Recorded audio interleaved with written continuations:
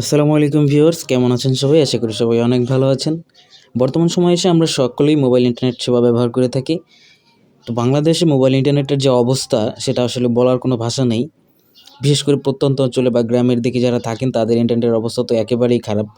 তো আপনারা কিন্তু চাইলে মোবাইলের এমন একটা সেটিংস আছে, সেই সেটিংসটা যদি আমরা অন করি তাহলে কিন্তু আমাদের মোবাইল ইন্টারনেটের যে স্পিড সেটা কিন্তু আগের থেকে আরও ফাস্ট হবে।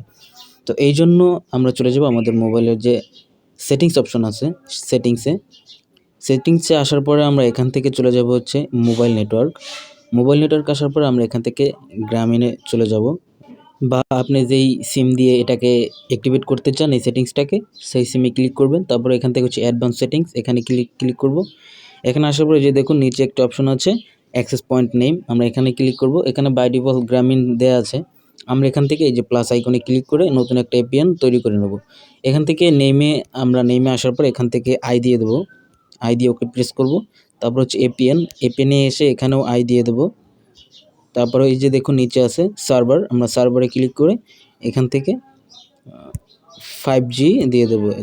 5G জাস্ট ওকেতে প্রেস করব। এখান থেকে যে থ্রি ডটে ক্লিক করে আমরা এখান থেকে যে সেভ অপশনটা সিলেক্ট করে দেবো, তাহলে কিন্তু আমাদের নতুন এপিএনটা সেভ হয়ে যাবে। এখন এটাকে অ্যাক্টিভেট করার জন্য আমরা হচ্ছে এখান থেকে মোবাইলের নোটিফিকেশন বারে যাব। এখান থেকে এরোপ্লেন মোডটা আমরা হচ্ছে একবার অন করে দেবো, অন করে জাস্ট আবার অফ করে দেবো। তাহলে কিন্তু আমাদের নতুন এপিএনটা চালু হয়ে যাবে। তো এই সেটিংসটা যদি আমরা অন করি তাহলে কিন্তু আমি আশা করি আপনাদের অনেকেরই মোবাইল নেট স্পিডের যে সমস্যাটা সেটা আশা করি সমাধান হবে। আপনারা একবার ট্রাই করে দেখবেন। তো এই ছিল আজকের ভিডিও। আই হোপ ভিডিওটি ভালো লেগেছে। যদি ভালো লেগে থাকে অবশ্যই আমার চ্যানেলটি সাবস্ক্রাইব করবেন। আর যদি ফেসবুক থেকে দেখে থাকেন অবভিয়াসলি আমাদের ফেসবুক পেজটি ফলো করে আমাদের সাথেই থাকবেন। ধন্যবাদ সবাইকে। দেখা হচ্ছে আবার নেক্সট ভিডিওতে।